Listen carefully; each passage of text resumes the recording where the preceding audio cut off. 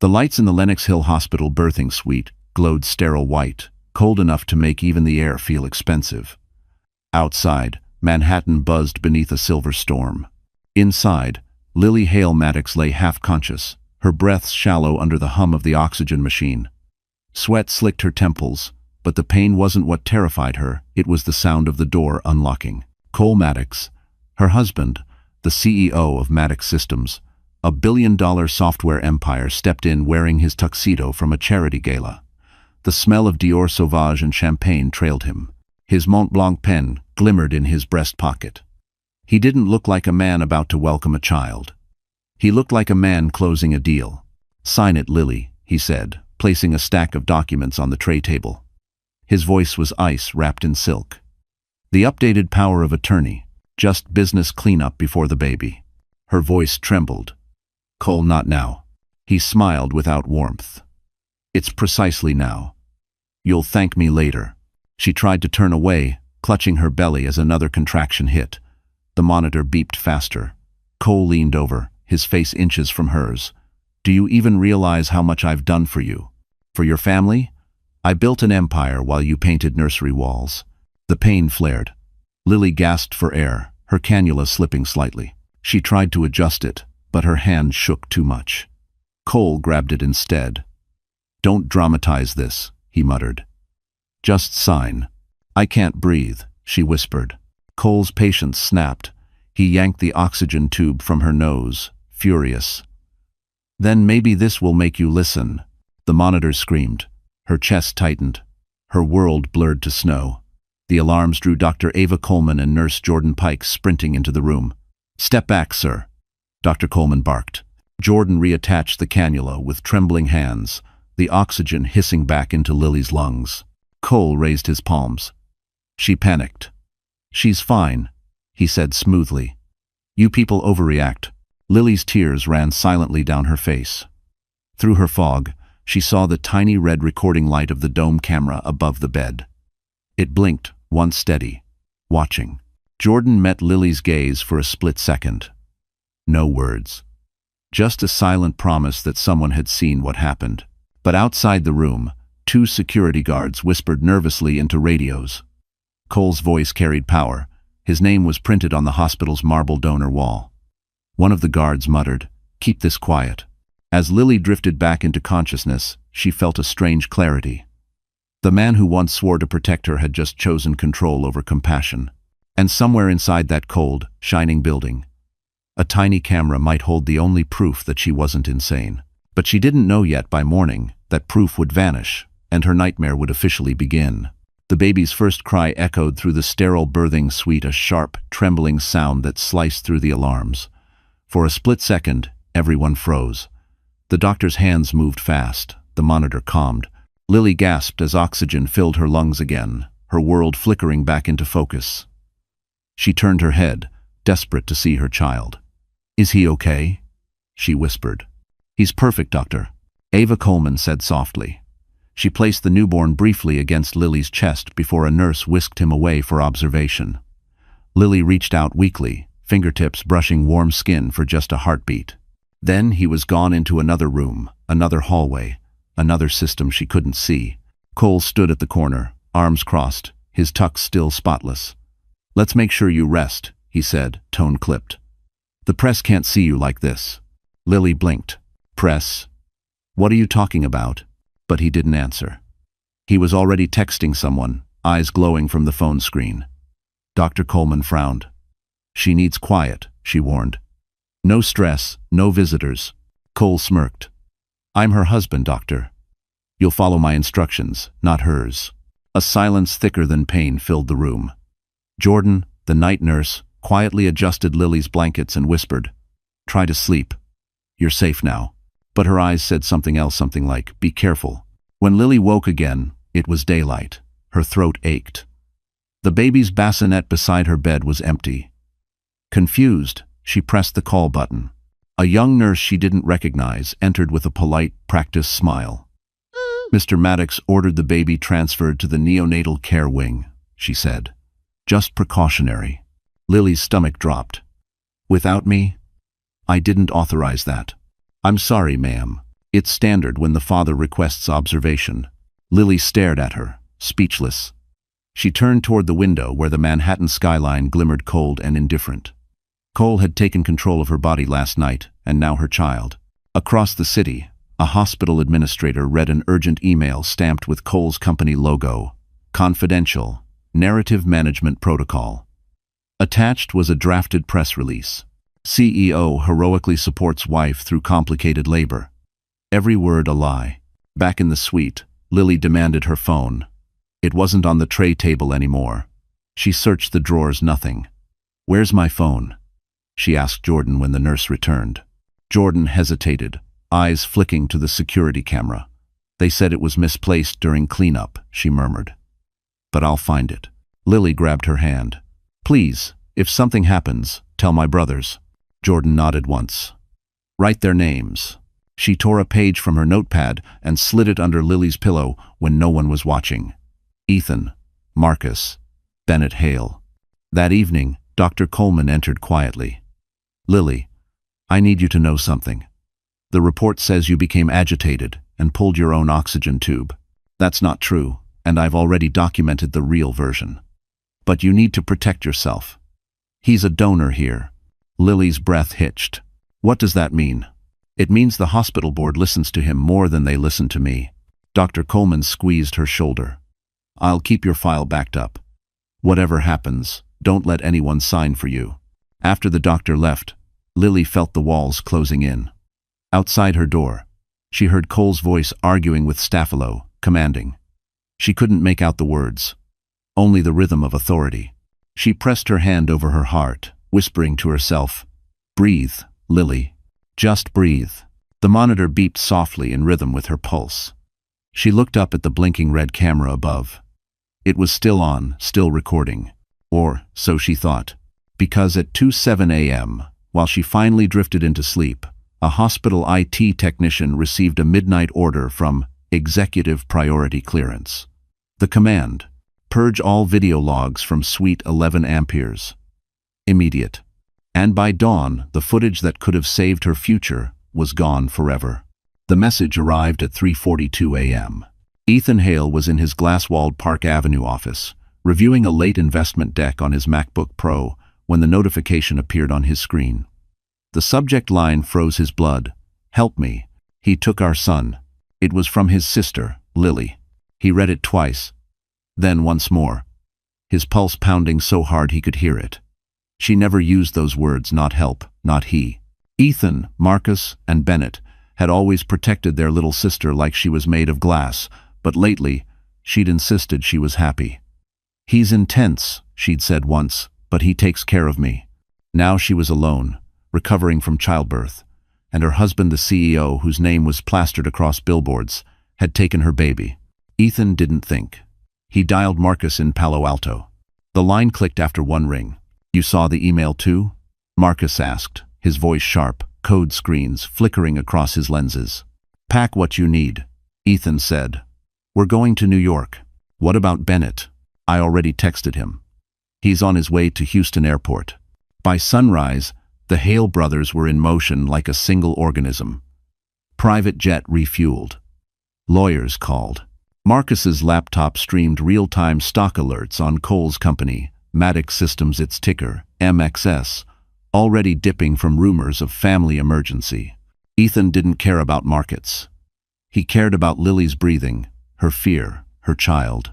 Inside the jet, silence reigned except for the soft hum of turbines and the hiss of freshly poured coffee. Bennett, the youngest, leaned forward, elbows on his knees.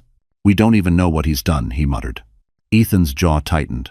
"He's done something you don't recover from." Marcus scrolled through hospital databases, tracing Cole's digital footprints. "He donated $500,000 to Lenox Hill last year," he said. "Guess which department?"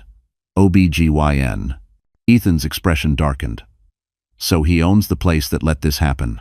The brothers exchanged a look that needed no words. Meanwhile, across Manhattan, Lily sat in her hospital bed staring at the clock. No one had told her when she could see her son again. She pressed the call button for the third time, but the nurse who entered only smiled mechanically. "Soon, Mrs. Maddox. Just rest." When she turned her head, She saw a familiar badge dangling from a cart. Jordan Pike. RN. Jordan's eyes flicked up, recognition flashing. She mouthed silently. They deleted the footage. Then she slipped a small folded note beneath Lily's water cup before leaving. Lily opened it after the nurse disappeared. 4 words. I have 1 copy. Shenzing. Back on the jet, Marcus's screen pinged. Incoming attachment, he said. A short clip grainy, incomplete played for 5 seconds. Cole's voice snarled. Then maybe this will make you listen. The monitor alarm wailed. The footage cut. Bennett's knuckles whitened. He hurt her during labor. Ethan stared out the window, the city skyline coming into view through dawn haze. Then we're going to hurt his empire with law, not fists.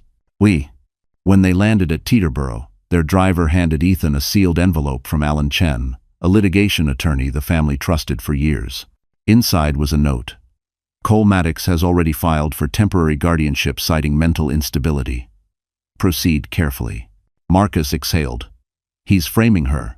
Then we prove otherwise, Ethan said. He looked at both his brothers. This isn't about revenge. It's about making sure she breathes freely again. By 9 a.m., 3 black sedans pulled up outside Lenox Hill Hospital. Security tried to block their entrance, quoting executive restriction orders. Ethan flashed a copy of the Hale Trust's legal ownership of several hospital investments. You'll want to call your counsel, he said coolly. Minutes later, they were inside. Lily looked up as the door opened, her face pale but alive. You came, she whispered. Ethan knelt beside her bed, gripping her hand. Always. 4. She tried to smile, but tears spilled instead. He took the baby. We'll get him back, Ethan said softly. But first, we make sure no one ever takes your breath again. What none of them knew yet was that Cole had already filed another motion, one that could legally erase Lily's credibility before the truth even reached a courtroom. The moment the Hale brothers stepped into Lenox Hill Hospital, the air thickened with tension. Security guards glanced nervously at their badges. 3 men in tailored suits, sharp as blades, didn't belong in the sterile quiet of the maternity ward. Ethan led the way, his voice calm but cold. We're here for Lily Hale Maddox. I'm sorry, sir, the head of security replied. Mrs. Maddox is under a temporary medical restriction. No visitors allowed by court order. Court order? Bennett snapped. She just gave birth. Who the hell files a court order in a maternity wing? The guard swallowed. Her husband, sir. Mr. Maddox. Why? Ethan froze. His face didn't move, but the muscles in his jaw ticked. Bring your legal department, he said. Now. Within minutes, a hospital administrator arrived, tailored suit, polite smile, voice rehearsed. Gentlemen, this is a delicate situation. Mr. Maddox has submitted medical documentation indicating that Mrs. Maddox experienced postpartum psychosis during delivery. For her own safety, she's under psychiatric observation for 72 hours. Shrey. Marcus blinked, disbelief sharp in his tone. He called her insane? While she was in labor? It's standard protocol, the administrator lied smoothly. Our concern is patient well-being. Ethan stepped closer. And my concern is the truth. He handed over a legal envelope. You're now served with a preservation notice. Destroying or altering medical records will qualify as obstruction. You understand? The man faltered. We have, of course. See. Down the corridor, behind a locked door, Lily sat in a small room lined with beige walls and no windows. The psychiatric wing smelled faintly of antiseptic and something lonelier fear. Her hospital gown hung loose around her shoulders. Her wrists trembled as she clutched the photo bracelet of her newborn son. A nurse entered with a clipboard. Time for medication. Mrs. Maddox. I don't want any drugs, Lily said softly. It's doctor's orders. Who's doctor? The nurse hesitated. Mr. Maddox's physician signed the form. Lily's chest tightened. Please, I just want my baby. I'm sorry, the nurse murmured, leaving the pills on the tray before stepping out. Moments later, the door opened again. Not the nurse this time. It was Jordan Pike. She slipped inside quickly, shutting the door behind her. You don't have long, she whispered. They're moving your records to the private server Cole controls. He paid for the hospital's cloud system last year. I heard the IT staff talking. Lily's eyes widened. He owns everything. Jordan nodded. Almost. But I copied one of the reports to an external drive. The oxygen incident, it's in the metadata. I just need to get it to your brothers. Before Lily could answer, footsteps echoed in the hall. Jordan vanished through the opposite door, leaving a whisper behind. Hold on. They're here. 1. At that exact moment, Ethan, Marcus, and Bennett were escorted into a consultation room with a hospital attorney. Cole Maddox was already there, wearing a gray Armani suit, not a wrinkle in sight. He smiled when he saw them. Brothers-in-law, he greeted. So nice of you to come. Ethan's eyes narrowed. Where's my sister's baby? With the neonatal team, perfectly safe. Safer than with her, I'd argue. Bennett lunged forward, but Ethan's arm stopped him. You drugged her. You isolated her. Cole shrugged. She's unstable. The doctor's reports say so. Marcus leaned forward, sliding a USB drive onto the table. Funny thing about reports, they can be cross-referenced. And this one shows your oxygen interference. For the first time, Cole's smirk faltered. You don't know what you're talking about. Oh, we know exactly what you did, Ethan said, voice steady. And we're done talking. They turned to leave. Cole called after them. You think you can beat me in my city? I own this hospital, this narrative, and every pixel of data you're chasing. Ethan paused at the door. Then we'll own what you fear most, proof. As the brothers walked out, the hallway lights flickered. Inside the locked psychiatric room, Lily heard a faint click, the sound of her door being double-locked from the outside. And somewhere in the hospital basement, a hard drive containing her last defense was being quietly wiped clean under Cole's personal authorization. The sky over Manhattan looked like burnished steel that morning, a mirror of the chaos inside Lenox Hill. Lily sat in the locked psychiatric room, the pill tray untouched, her heart pounding every time footsteps passed the door. The tiny window at the top of the wall showed only a slice of gray daylight. Downstairs, the Hale brothers were already at war. Ethan stood at the reception counter, phone pressed to his ear. Alan, file the injunction now, he said. Restraining order, emergency custody block, and subpoena for all patient logs. Yes, today. Across the lobby, Marcus had his laptop open, his fingers flying over the keyboard. He's using a shell company called Northstone Health Systems, he muttered. It's tied directly to Maddox Systems' charity account. Cole's laundering donations through the hospital foundation. Bennett looked up from his phone. So he bought the place he committed a crime in. Exactly, Marcus said. Which means he left a paper trail. Ethan turned toward the double doors that led to the elevator. Cole appeared at the far end of the corridor, flanked by 2 hospital executives. The man moved with the confidence of someone who'd already bribed half the building. His expression was polished, almost amused. Well, Cole said smoothly, the cavalry's here. Did you bring pitchforks or just paperwork? Ethan's tone was cold. We brought facts. He handed him a thick folder. Affidavit from Dr. Ava Coleman. She witnessed you interfere with a patient's oxygen during active labor. Cole chuckled, low and arrogant. You think one doctor's note scares me? I fund her salary. The board will discredit her before lunch. Then we'll go over your board, Marcus said.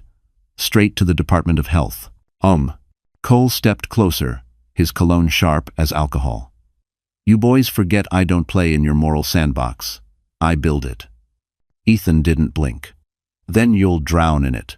Moments later, Alan Chen, the brother's attorney, arrived with a courier bag full of documents. He set them on the counter with precision.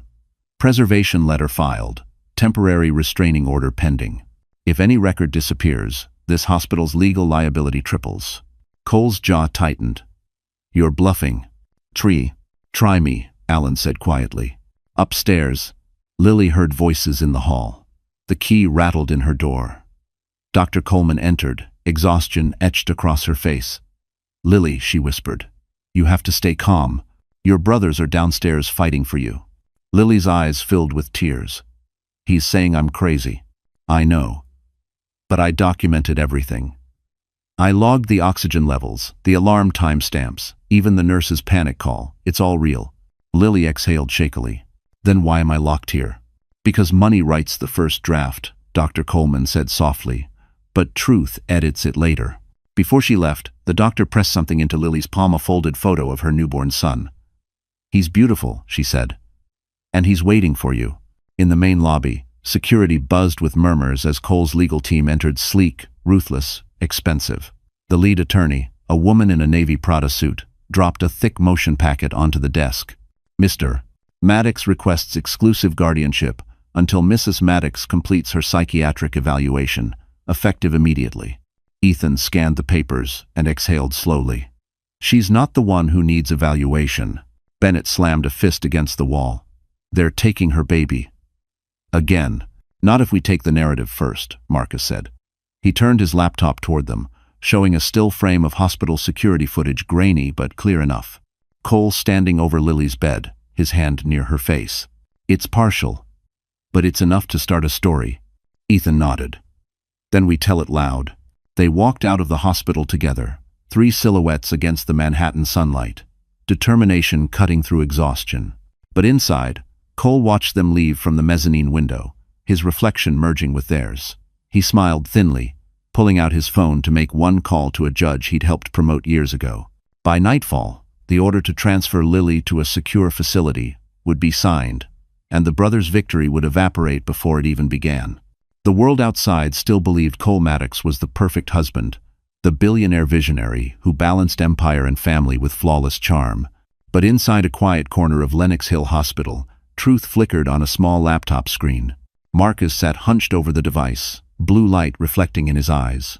The grainy footage stuttered, glitched, then came into focus. Cole's hand shot out, ripping the oxygen tube from Lily's face. The monitor screamed. Lily gasped, the camera shaking from the alarm vibration. Then blackout. Jordan Pike, the nurse who'd risked everything to copy the clip, stood beside him, wringing her hands. It's all I could recover, she whispered. The rest of the files corrupted. Someone tampered with the servers after 2 a.m. Ethan leaned forward, his voice low but steady. Can this be authenticated? Yes. The metadata matches the original hospital timestamp. It's real. Bennett clenched his jaw. Then we use it. Jordan's eyes darted toward the hallway. If Cole finds out I helped, I'll lose my license, maybe worse. Ethan placed a reassuring hand on her shoulder. You did the right thing. You saved her. He turned toward Marcus. Make 5 encrypted copies. 1 for our lawyer, 1 off-site, 1 in the cloud, 1 with me, 1 with her. Marcus smirked. Already on it. Downstairs, in a different wing, Lily was being escorted through the hall by 2 orderlies. Her wrists weren't cuffed, but the humiliation felt the same. They told her she was being transferred to a private recovery clinic. She didn't know yet that Cole had ordered the move himself. Dr. Coleman intercepted them near the elevator. Where are you taking my patient? Transfer request, signed by her husband, one orderly replied. That's illegal, the doctor snapped. She's conscious. She hasn't consented. Talk to the admin. Then get him down here, Dr. Coleman said, standing in their path like a wall. Now, they hesitated, and for the first time in hours, Lily saw someone defy Cole's power. Meanwhile, in the brothers' rented conference suite across the street, Alan Chen watched the footage with a litigator's eye. This, he said slowly, is assault under New York Penal Law 120. 0 intentional injury, potentially elevated to felony because it occurred during medical care. Ethan folded his arms. So, we have him. Not yet, Alan cautioned. This video can't leak prematurely. We need chain of custody, witness affidavits, and medical corroboration. If we go public too soon, he'll claim manipulation. Bennett slammed his palm on the table. He already manipulated everything. Alan didn't flinch. That's why we build this like a bomb, carefully, quietly, so when it blows, he can't crawl away. Back at the hospital, Jordan rushed to Lily's room. They're trying to move you, she whispered. You can't let them. She slipped a small flash drive into Lily's hand. This is the proof. Don't lose it. Lily stared at it, trembling. What's on it? Your breath, Jordan said softly, the one he tried to take. Moments later, Cole stormed into the ward, furious. Where is she? He demanded. The staff stiffened, eyes downcast. He spotted Lily holding the drive and snatched it from her palm. "Still hiding lies?" he hissed. Before he could pocket it, Dr. Coleman appeared behind him. "You'll hand that back," she said. He turned, fake smile in place. "Doctor, you're overstepping." "Am I?" She gestured to the security camera above them. "You're on record again." For the first time, Cole hesitated. Then he tossed the drive onto the bed and stormed out. Lily clutched it to her chest as the door closed. For the first time since labor, she felt something she hadn't dared to feel: control. But down the hall, a hospital IT technician opened an encrypted email from an unknown sender. "Locate and seize all external drives related to patient 11 amperes. Discretion required." And by midnight, Lily's proof would no longer be in her hands but in Cole's private vault, ready to disappear forever. The next morning, the headlines were already bending the story. Tech CEO supports wife during difficult birth. Sources confirm Lily Maddox's emotional breakdown. Every outlet used the same phrasing, the same photographs: Lily's tired, frightened face cropped from hospital surveillance. Cole's PR machine had worked overnight. Ethan scrolled through the articles on his iPhone, rage building behind his calm expression. "He's winning the public," he said. "Not for long," Marcus replied, eyes fixed on multiple screens in the conference suite. His fingers danced across the keyboard, hacking through layers of corporate data. "Look at this." Cole's company filed 3 new subsidiaries this quarter, all with overlapping addresses, all paid by the hospital foundation. Bennett leaned over. "He's moving money? Not just moving it. Laundering it through healthcare donations." Marcus looked up. "Every dollar that cleans his image dirties his hands." Alan Chen walked in, carrying 2 coffees and a folder thick with legal documents. "Gentlemen, the injunction to stop Lily's transfer was denied." The judge on the case used to work at Maddox Systems' legal department. Ethan's jaw tightened. "So he bought the law now, too." Alan nodded grimly. "For now. But we can appeal." Across the street, in the hospital's luxury wing, Cole stood in front of a mirror adjusting his tie. His reflection looked flawless, but his eyes carried the sleepless shine of paranoia. Sloane Archer, his PR director and secret mistress, sat on the couch behind him, legs crossed, scrolling through Twitter. "It's working," she said. "You look like the caring husband who held his wife through hysteria." Cole smiled faintly. "Public memory's short. In a week, no one will even remember her version." "But what about the nurse?" Sloane asked. "The one who leaked that partial clip?" He met her eyes in the mirror. "Handled. She's suspended. I had hospital security flag her as emotionally unstable." Sloane hesitated. "And the brothers?" Cole's tone turned colder. "They'll burn their own credibility chasing conspiracy. I've already instructed the board to review their family trust investments. Let's see how ethical they look when I'm done." He picked up his Rolex from the dresser, slid it on, and turned to Sloane. "Book the plaza for lunch. Tell the press we're donating another $1 million to maternal wellness. Free." Back in the Hale Brothers suite, Marcus's monitor blinked. "Wait. Someone's altering Lily's medical records in real time." He projected the data onto the wall. "See this? They're adding psychiatric codes under her name: delusional episode, self-harm risk." Bennett slammed his fist into his palm. "He's rewriting her into a mental patient." Ethan took a deep breath, then turned to Alan. "File an emergency appeal. If they move her to another facility, we'll lose jurisdiction." "Finn." Alan nodded and left immediately. For the first time, Ethan sat down, hands steepled in front of his face. "He's playing a long game," he said quietly. "He's not trying to just silence her. He's erasing her." Marcus's phone buzzed a new message from Jordan Pike. "He knows about the clip. It is scrubbing everything. I'm sorry." The 3 brothers looked at each other. Marcus whispered, "If he wipes that footage, it's over." "Then we don't let him," Ethan said. "We take it higher." "Tyson." He grabbed his phone and called a contact he hadn't spoken to in years, a senior producer at NBC Investigations. "I've got something for you," he said.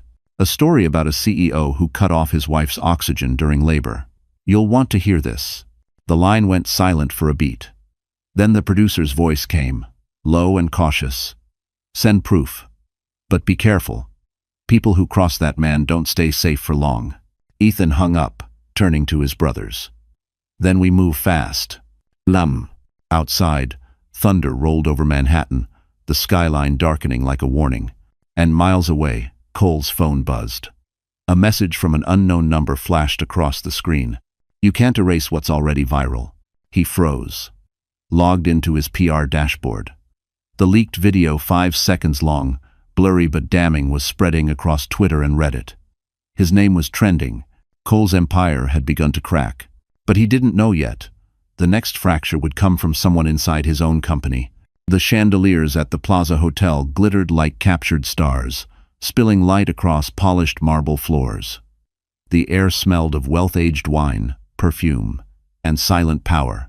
Cole Maddox moved through the room as if he owned it, shaking hands, smiling that same careful, curated smile that had made him Wall Street's favorite golden boy. Across the ballroom, Sloane Archer stood by the bar, scrolling through her phone, her manicured nails tapping against the glass. "You're trending again," she murmured when he approached. "Half the internet thinks you're a monster, half thinks you're a saint. Congratulations, you're officially American royalty." Cole smirked, accepting his glass of bourbon from the bartender. Infamy still sells stock. Tie. But even as he spoke, he noticed the glances, the subtle, lingering stares from investors, journalists, and board members who now whispered instead of clapped. Power was a fragile perfume. One wrong note, and it soured. At the same time, across town, Ethan and Marcus sat in a dim cafe on Fifth Avenue, watching the same gala unfold on a muted television. Cole's perfect image filled the screen. The Chiron read, "CEO Cole Maddox honors Women's Health Initiative."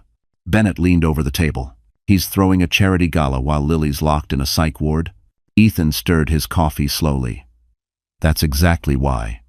He's building the illusion before we expose the truth." Marcus closed his laptop, eyes dark. "Then we expose it tonight." At the plaza, Cole stepped onto the stage as applause rolled through the hall. His voice carried smooth confidence. "When my wife fell ill," he said, pausing just long enough for sympathy, "I realized how fragile life is. That's why we're donating $2 million to maternal mental health awareness." The audience gasped softly, moved by the performance. Cameras flashed. His brand had never looked cleaner. Sloane watched from the edge of the stage, pride flickering into unease. Her phone buzzed an anonymous message. "Check your inbox. You don't know what he did." Curiosity won. She opened her email and found a single attachment, a short, unedited hospital clip. The moment Cole ripped Lily's oxygen away, the monitor's alarm. Lily's gasping voice, Sloane's breath caught. Her fingers trembled as she pressed pause. When Cole stepped off stage, flushed from applause, she confronted him in the hallway. "What is this?" she hissed, shoving the phone toward him. His eyes flicked down. He went pale for a heartbeat, then smiled. "A deepfake. You know how the internet works." Sloane stared at him. "Tell me, it's not real." He leaned in close, whispering, "You like the life I give you?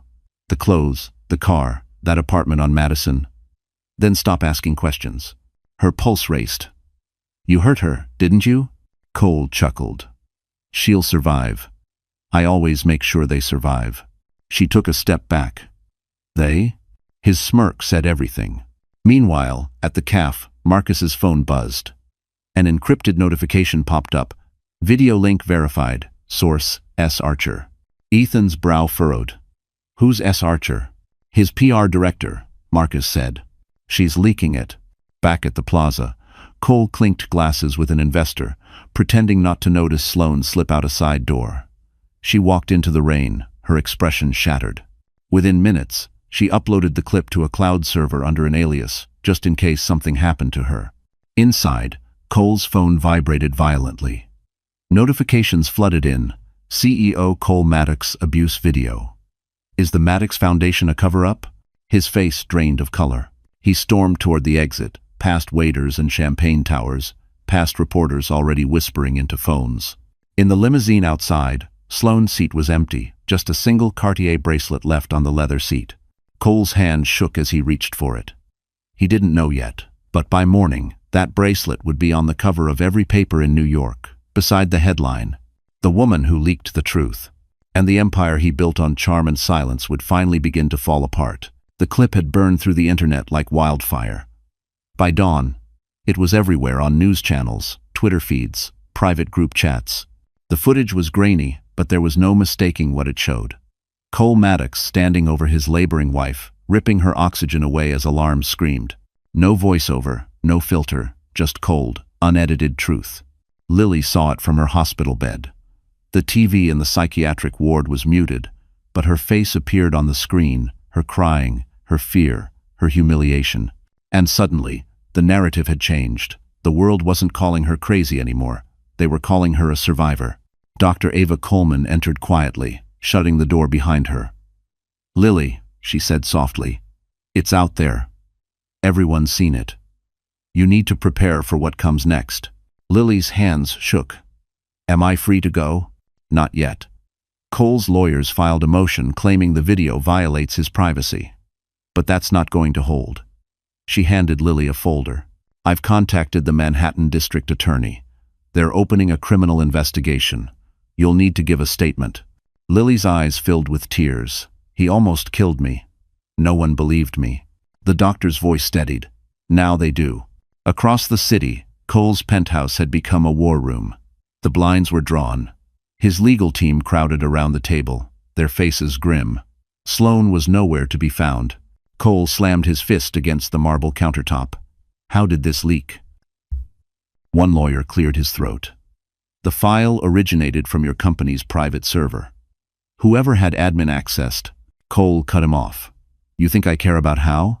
Fix it. Issue a statement saying it's AI generated. Sue the platforms. Flood the feeds with deepfakes if you have to." But even as he barked orders, his reflection in the glass looked smaller, sweat beading at his collar.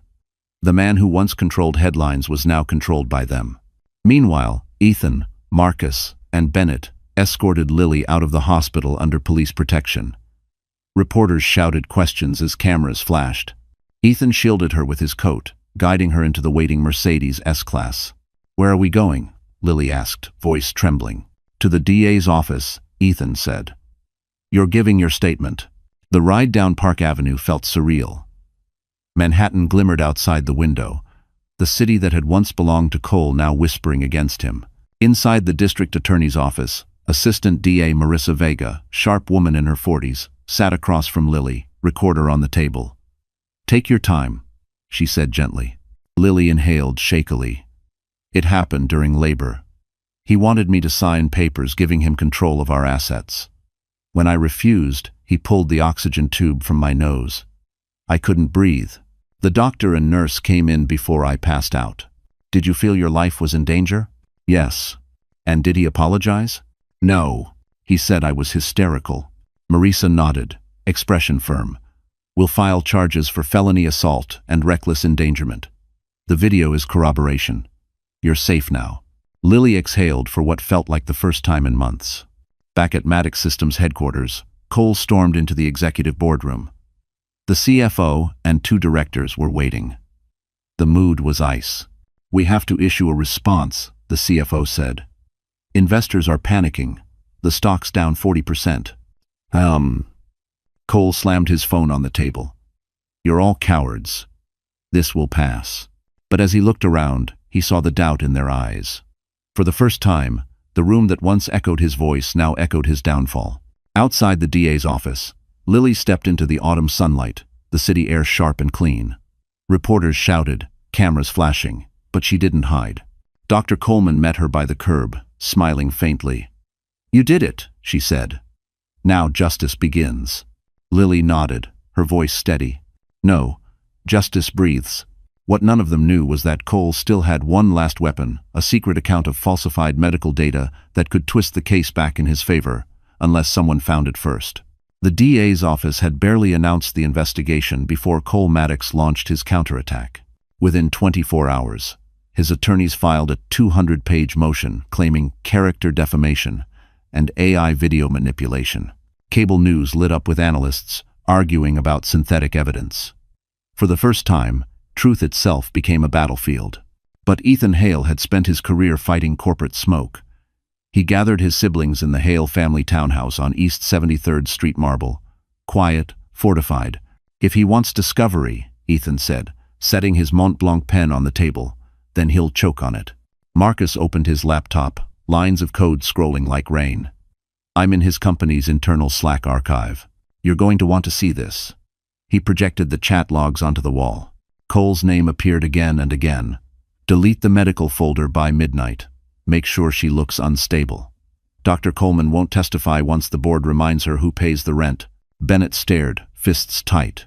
"He bribed the hospital board." "Worse," Marcus said. "He used company money to do it." Alan Chen arrived moments later, briefcase in hand. "Gentlemen, we just received a subpoena for discovery from Cole's team. They're demanding Lily's full psychiatric history, including therapy notes from years ago." Ethan's expression darkened. "They're trying to humiliate her in court." Lily, sitting quietly in the corner, finally spoke. "Then we give them the real records. Every word, every scar. I've hidden enough." Her brothers looked at her surprised, proud, a little afraid. "You sure?" Ethan asked softly. She nodded. "If he wants to weaponize my pain, let him. But he'll never understand that surviving it makes me stronger." Alan smiled faintly. "That might be the testimony that wins the jury before the trial even starts." Meanwhile, across the city at Maddox Systems headquarters, panic was spreading. Cole paced the 30th floor boardroom, the skyline glowing like a cage around him. His CFO whispered. "The auditors found discrepancies in the charity accounts. They're asking questions about transfers to Northstone Health Systems." Cole glared. "Tell them to check their math. I don't pay people to think." But his voice cracked mid-sentence. He knew the numbers weren't a mistake. They were a crime. At that same hour, Marcus decrypted another file from Cole's email archive. "Got it," he said. "A hidden offshore account in the Cayman Islands. Same one that funded his hospital donations. We trace that. We prove motive." Ethan called the DA directly. "We're sending new evidence to your secure server. It links corporate fraud to the assault." The DA's reply was short. "We'll move this to a grand jury." For Cole, the walls began closing in. His phone buzzed nonstop: shareholders, lawyers, journalists. His reflection in the window looked like a ghost of power. Then came the message that chilled him. "Board demands emergency meeting tomorrow. Attendance mandatory. 5. The next morning, he walked into the conference room wearing his most expensive suit, clutching a Rolex like a talisman. But the mood was already decided. Ethan sat at the far end, calm, unreadable. Next to him, a court representative placed a thick folder on the table. Inside, screenshots, wire transfers, the video transcript, and medical logs showing Lily's oxygen levels during the assault. Cole tried to speak. "This is a smear campaign." The chairman cut him off. "No, Cole. This is discovery." The silence was lethal. One by one, board members turned in their badges. Stock tickers outside the glass wall showed MXS plummeting in red lines. Cole stood frozen as Ethan gathered the papers. "You wanted war," Ethan said quietly.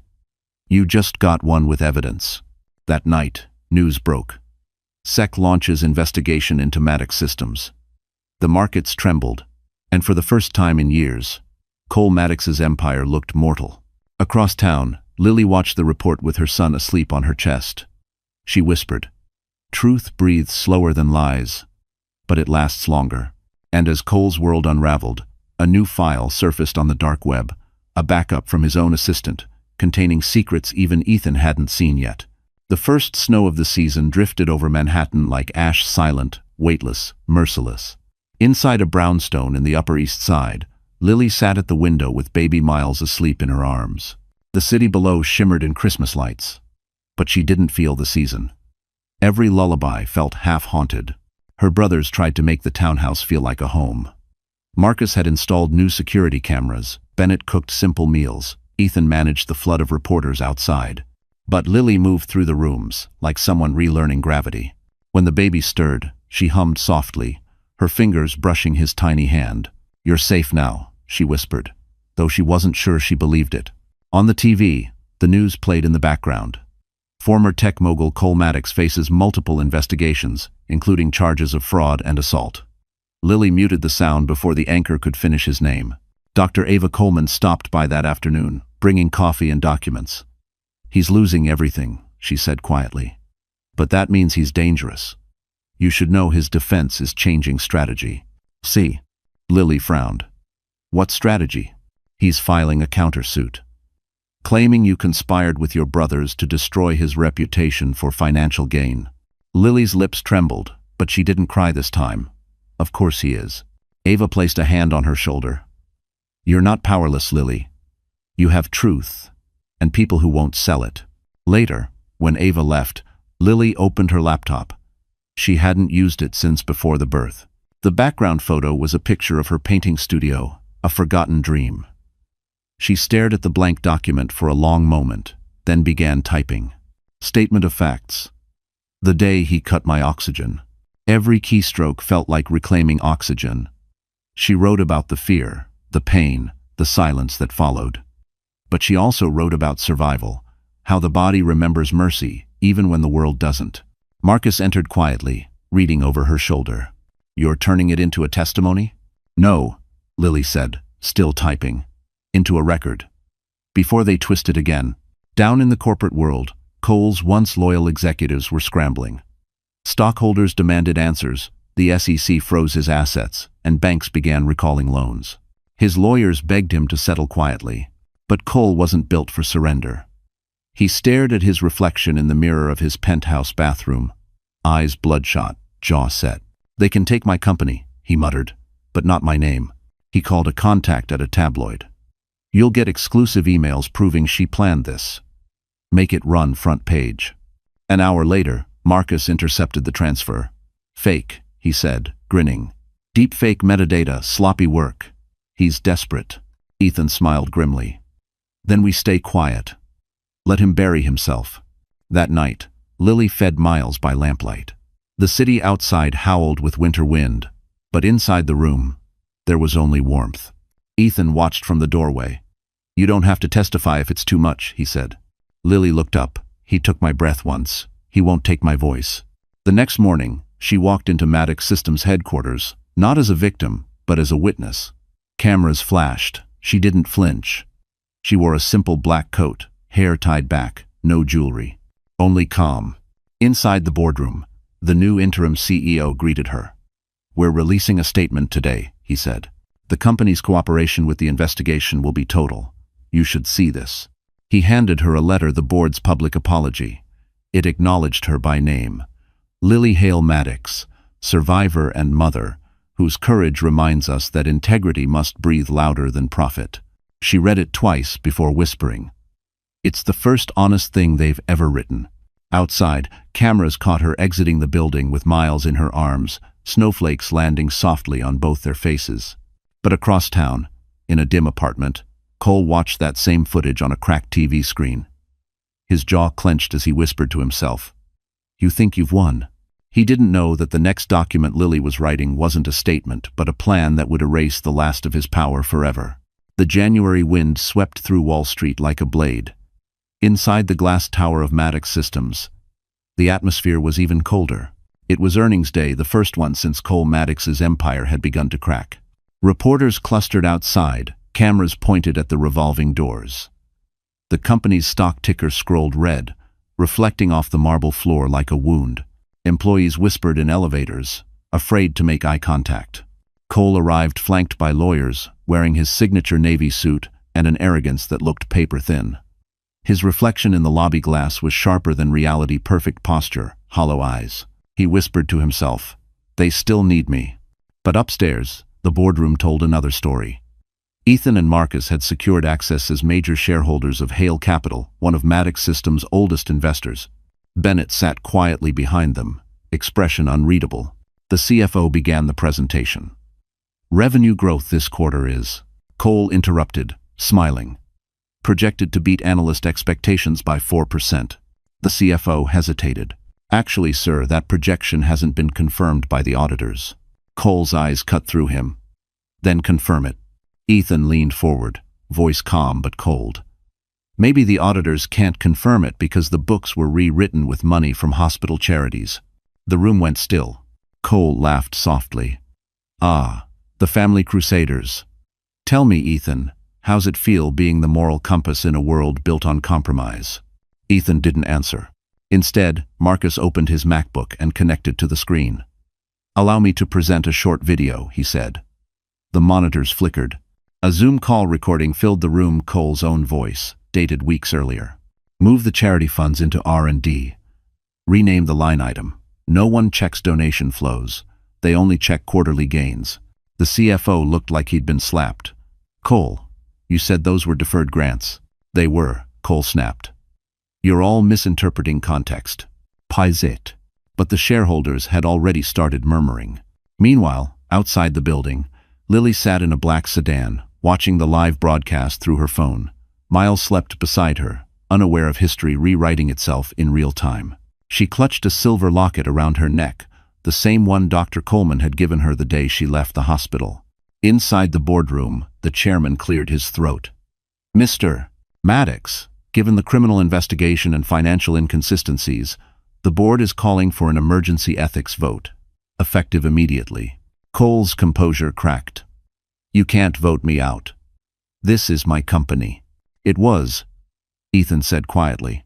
The votes came in digital, silent, devastating. 10 against, 1 abstaining. Cole Maddox was officially removed as CEO of Maddox Systems.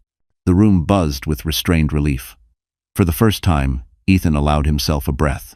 Marcus closed his laptop with a soft click that sounded like justice. Cole stood frozen, eyes wide. You'll regret this, he hissed. You think this ends with a board vote? You're amateurs in a game I built. He stormed out, slamming the glass doors so hard they shuddered. Outside, the media was waiting. Cameras swarmed him, questions firing like bullets. Mr. Maddox, are the assault allegations true? Did you misuse charitable funds? Cole pushed past them, his voice cracking. No comment. But the world had already commented for him. The stock plummeted another 20% within the hour. When the news reached Lily, she didn't cheer. She just whispered, "He's finally breathing his own poison." Later that night, the ticker outside Times Square flashed a headline that made the city pause. Cole Maddox removed as CEO, federal charges pending. Inside her apartment, Lily laid Miles in his crib and whispered, "We're free, baby. For real this time. Bye." But freedom had a price. Because as the city slept, a man in a dark overcoat slipped into a data center in Jersey City, using Cole's old credentials. On his drive, a single folder name glowed in blue light. Hale Family Trust. Offshore transactions. By morning, a new scandal would rise, and Lily's family name would be the next headline. The morning after Cole's removal, Manhattan buzzed like a hive that had tasted blood. Every major outlet carried the story. Disgraced CEO ousted after scandal. Justice for Lily Maddox. The video that ended a billionaire. But the world had barely finished celebrating before Cole's next move began.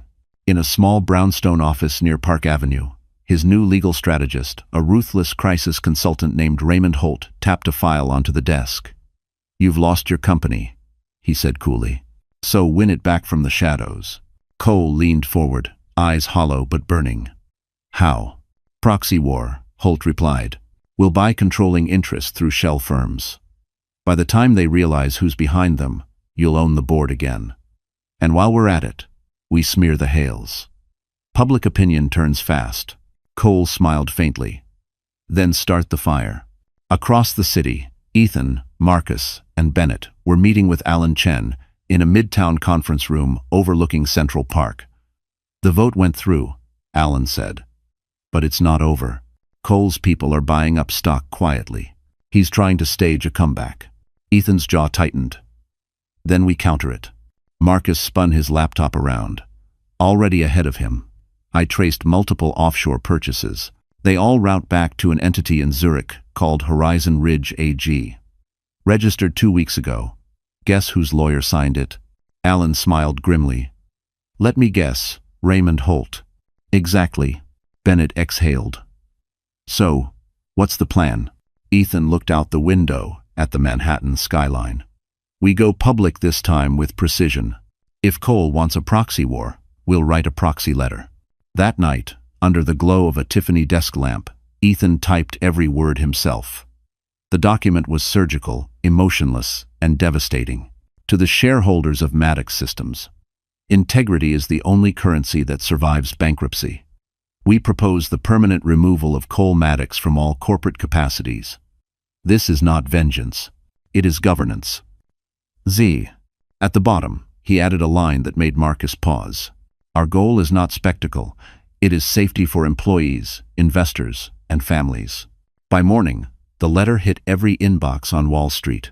The Hale brothers signed it jointly, attaching the evidence packages, the fraudulent charity transfers, the doctored hospital files, the proof that Cole had fabricated psychiatric reports to frame Lily. The financial world erupted. CNBC ran a breaking banner. Hale family launches proxy revolt against former CEO.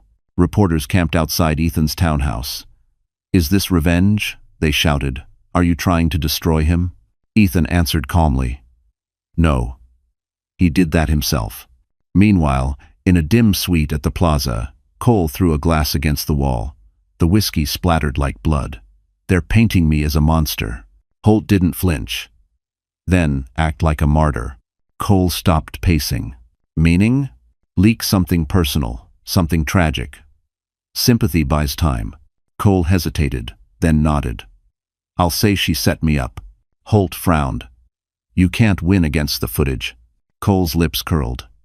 Then I'll make new footage. The next day, a new video appeared online, a shaky recording from an unknown source, showing Lily supposedly yelling at hospital staff, her eyes wide, her voice frantic. The caption read, "Unstable wife or wronged woman?" Social media fractured. Half the commenters called her brave, the other half called her manipulative. Marcus analyzed the file within hours. It's fake, he said. He deep-faked her face onto another patient's breakdown. Bennett slammed his fist. He's gone nuclear. Ethan said nothing. He was already typing another letter. Then we end this in daylight. At sunset, the Hale brothers held a live press conference outside the courthouse. Ethan's words cut through the noise. Justice doesn't need to scream. It just needs to stand long enough for truth to breathe. The clip went viral within hours. Lily watched it from home, tears running silently down her face. But across the river, in a cold office filled with monitors, Cole watched too. His reflection shimmered in the screen's glow as he whispered, "Let them think they've won. They haven't seen my last move. See." And his last move was already in motion, a sealed envelope addressed to the DA, containing something that could shatter more than reputations. It could burn the Hales themselves. Snow fell over Park Avenue in thick, hushed flakes, turning the city's sharp edges soft. It was a peaceful morning, except for the convoy of unmarked police cars gliding toward the Maddox penthouse. Inside, Cole stood in front of his bathroom mirror, adjusting his tie as if nothing in his world had cracked. His reflection looked composed, but his eyes trembled like glass. The doorbell rang once, then again harder. His housekeeper peeked from the kitchen. "Sir, there are men downstairs, police, I think." Cole's pulse quickened. They must be here for a statement. But when he opened the door, reality hit him like a cold wind. Two NYPD detectives stood under the marble archway, badges raised. Cole Maddox, the taller one, said, "You're under arrest for aggravated assault, corporate fraud, and obstruction of justice." Cole blinked. "Excuse me?" "You have the right to remain silent," the detective continued. "Anything you say can and will be used against you in a court of law." Cole laughed, the sound brittle. "You're making a mistake. I'm a donor to this city. I've built half the tech infrastructure you people use." The detective's tone didn't change. "Then you'll appreciate that we're recording this on very reliable equipment." Behind them, photographers emerged from black vans. The flashbulbs lit the snow like lightning. The city that once bowed to Cole Maddox now watched him cuffed in his own doorway. He shouted after them, "I'm innocent. This is a setup." But the only answer was the sound of a camera shutter. Across town, Ethan Hale was pouring coffee in his office when his phone buzzed. A notification from the New York Times. Breaking. Former CEO Cole Maddox arrested at Park Avenue penthouse. Marcus looked up from his laptop. "It's done?" Ethan exhaled slowly. "No, it's beginning." At that same moment, Lily was rocking Miles in her townhouse. She saw the headline flash across her iPad screen. Her knees went weak. The baby stirred, and she whispered, "It's over, sweetheart. It's finally over." But Dr. Ava Coleman, who arrived moments later, didn't share the relief. "He's dangerous even behind bars," she warned. "He's got lawyers who treat laws like puzzles to bend." Meanwhile, Cole sat in the back of the police cruiser, snowflakes melting on his cuffed hands. He tried to reach his lawyer, but his phone had been confiscated. As the city blurred past the window, anger replaced fear. "They think this is the end," he thought. "They have no idea how deep my hands reach." At the 17th precinct, he was booked, fingerprinted, photographed. The mugshot was plain, no lighting tricks, no curated smile, just exhaustion and rage. Hours later, Ethan and Alan Chen arrived at the DA's office for confirmation. "He's in custody," Alan said. "But bail's likely. The fraud charges won't stick without the full financial trail." Marcus leaned forward. "What about the envelope he sent to the DA? The one we heard about?" Alan frowned. "Unopened yet." Bennett crossed his arms. "You think it's another fake?" Ethan shook his head. "No. He's too strategic for bluffing. It's leverage, something that hits us back." At that very moment, a clerk opened the sealed envelope in the evidence room. Inside were printed bank statements, showing large wire transfers from the Hale family trust to offshore accounts, the same accounts linked to Cole's fraudulent shell companies. The room fell silent. The numbers were real. The signatures Ethan's. When the news broke, the internet exploded again. Were the Hales complicit? New evidence suggests family profited from Maddox scandal. Cole, now in an interrogation room, watched the headline appear on the TV bolted to the wall. Slowly, a smile returned to his face. The detective caught it. "What's funny?" Cole leaned back, smirking. "You can't drown a man in water," he poured himself. "Check the tides this one's turning." She. Across town, Ethan's phone buzzed with a single message from an unknown number. "Still think you've won?" And for the first time since this war began, Ethan realized the monster they'd cornered still had claws and one final strike left to make. The headlines shifted overnight. Yesterday, Cole Maddox had been the villain. This morning, he was the whisper of a scandal reversed. Hale brothers under investigation for offshore transfers. Did the billionaire family frame Cole Maddox? The internet didn't care about truth, it cared about noise. And Cole had mastered noise.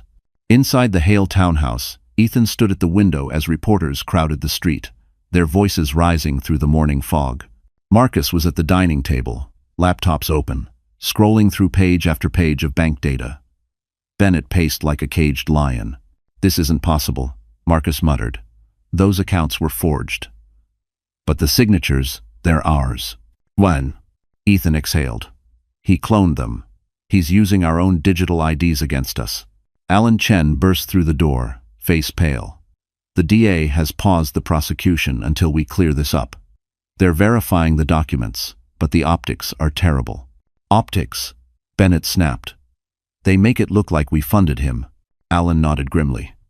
"That's exactly the point. He wants doubt. Doubt slows justice." Meanwhile, in a high-security holding facility, Cole sat across from his attorney, smirking. "You see how fast they turned," he said.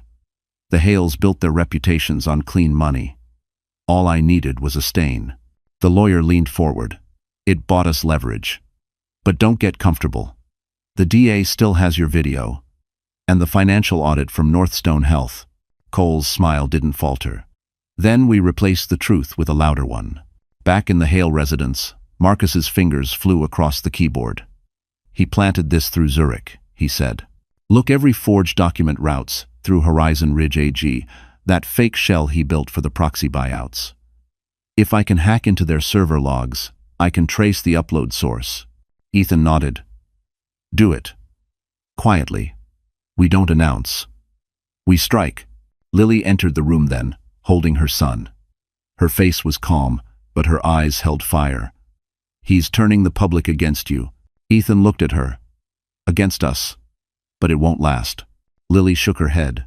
"You can't fight noise with logic. You fight it with truth people feel." Marcus looked up. "Meaning?"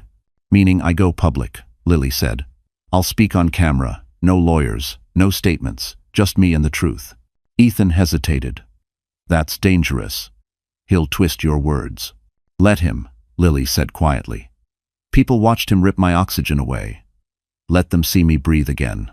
That evening, Lily sat before a small camera in a softly lit studio. No makeup, no script, just a mother telling her story. When he cut off my oxygen, she said, voice steady, I thought I was going to die. But worse than dying was knowing no one would believe me. He called me hysterical. They called me unstable. But I wasn't crazy. I was suffocating. And now, he wants to do the same to my family with lies instead of hands. Her eyes glistened, but she didn't cry. We're not perfect people, but we stand for something simple, that power doesn't excuse cruelty. And money doesn't erase what the truth remembers. 1. The video went viral within hours. Comments poured in by the thousands. Hashtags trended. Number Lily speaks, number justice breathes, number the Hales did not lie. In the detention center, Cole watched the clip on the news, jaw tightening. The camera zoomed on Lily's face, calm, luminous, unbroken. For the first time, his composure cracked. Turn it off, he snapped at the guard. The guard smiled faintly. Can't everyone's watching? Across town, Alan received a call from the DA. We've verified the forged documents, the voice said. Metadata confirms they were created on a Maddox Systems device. Charges against the Hales are dropped. We're reinstating prosecution. Ethan hung up and whispered, it's over. But Marcus was staring at his screen. Not yet, he said. He's moving money again from a prison account. Ethan frowned. To where? Marcus's voice dropped. To a journalist. He's buying one last story. Way. And that story, if published, could ruin Lily, not for what she did, but for something she'd never told anyone before. The city woke up to headlines screaming, war. Cole Maddox plans media counterstrike from jail. Leaked files suggest Lily Hale hid a family secret. The tabloids ran wild old photos, fake interviews, even a forged diary page claiming Lily had a nervous collapse years earlier. It was a coordinated hit. Inside the Hale townhouse, the family gathered around the kitchen table like generals before a storm. Marcus scrolled through his phone, reading the chaos aloud.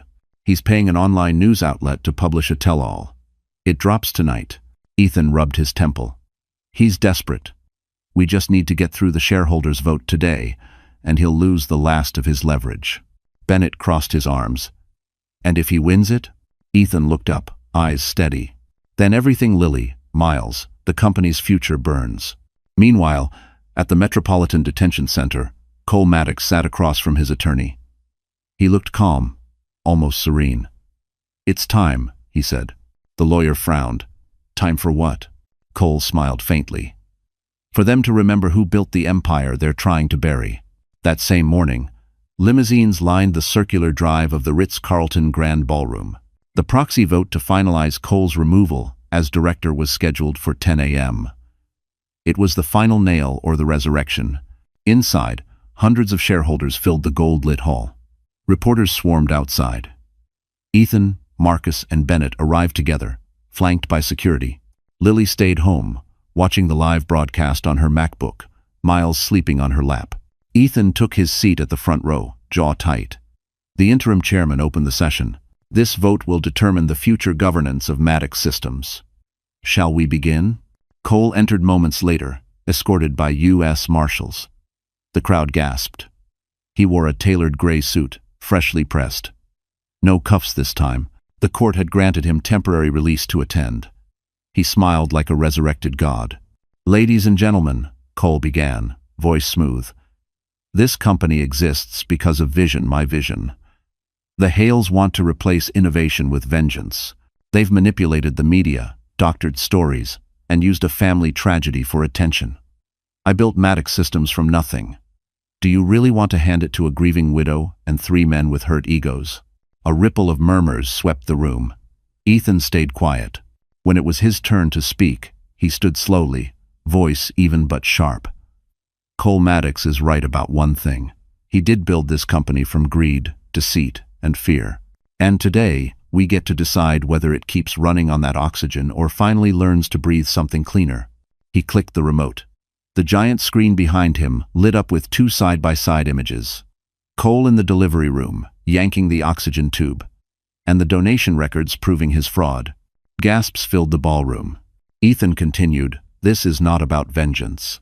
It's about survival, the survival of integrity, of every employee who refused to lie for him, of every mother who's ever been silenced by a man who thinks power makes him untouchable." Silence stretched.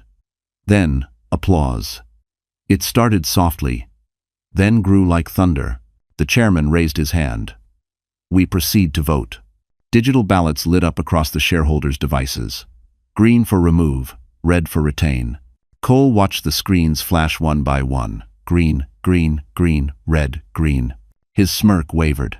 Finally, the count froze on the main display. 91% for removal. Cole stood up, eyes burning. "This isn't justice," he snarled. "It's theater." Ethan met his gaze. "No, Cole. It's accountability." Security moved in. Cole jerked free once, glaring at the cameras flashing all around him. "You think this ends here? You think oxygen makes you clean?" Ethan didn't reply. The marshals cuffed him again, this time for good. As Cole was led out of the ballroom, reporters shouted questions, their mics chasing his last words. He turned once toward the cameras, lips curling into a bitter smile. "Enjoy your victory. You'll need it to breathe when the truth runs out." Back home, Lily watched the live stream end. She looked down at Miles and whispered, "He's out of air, baby." But she didn't know the journalist Cole had paid was already on air, holding something that could turn the tide one last time. It was 6:03 p.m. when the world saw the next twist. A popular journalist from the National Ledger went live on television, holding a single document. The screen behind him read, "Exclusive, the Hale's hidden deal." He leaned into the camera. "New evidence suggests the Hale family struck a private settlement with Lenox Hill Hospital, one that conveniently vanished the same day Cole Maddox's charges escalated." The internet exploded again. Number Hale cover-up began trending within minutes. In the Hale townhouse, silence replaced the hum of relief. Ethan stood frozen as Marcus frantically typed on his laptop. "This document's real," he muttered. "It's signed with my name." "But I never signed that," Ethan said, voice low. "None of us did." Alan Chen arrived minutes later, breathless. "He's doing it again," he said. Cole forged a second wave of evidence, just enough truth to make the lie believable. There was a hospital settlement, but it was purely procedural. He twisted it into bribery. Lily clutched her locket. "People will think I sold justice." Bennett slammed his hand on the table. "He's in jail. How is he still running this?" Marcus didn't look up. "He's not running it. Someone on the inside is." Across town, Dr. Ava Coleman sat in her small office at the hospital, watching the same broadcast. Her heart sank. She knew the truth. The settlement had been a private agreement between the hospital and Lily to install new labor safety protocols, not a payoff. But it was under NDA. She couldn't legally talk. Her phone buzzed with a message from an unknown number. "Break the silence, or you're complicit." Ava hesitated, her oath warring with her conscience. Then she picked up the phone and dialed Ethan. "Meet me tonight," she said. "I'm done being quiet." 2. Meanwhile, at the detention center, Cole sat in his cell, staring at the flickering TV that replayed the news cycle. His smirk returned. "You can't kill a story," he murmured. "You just rewrite it." That night, Ethan, Lily, Marcus, Bennett, Alan, and Dr. Coleman gathered in a dim office above a closed cafe. The doctor placed a folder on the table. "This is everything," she said. "Every page of the real settlement, the one that's about safety training, not hush money." Alan scanned the papers quickly. "This is solid. But if we release it, you'll break your NDA. They'll revoke your license." Ava nodded. "Then I'll lose it for the right reason." Ethan exhaled. "We can't let him poison the truth again. We release this tonight." They uploaded the real documents, time-stamped emails, and internal memos. Within hours, the National Ledger issued a correction. New evidence disproves earlier claims. The Hale Agreement was humanitarian, not financial. 1. Social media flipped again.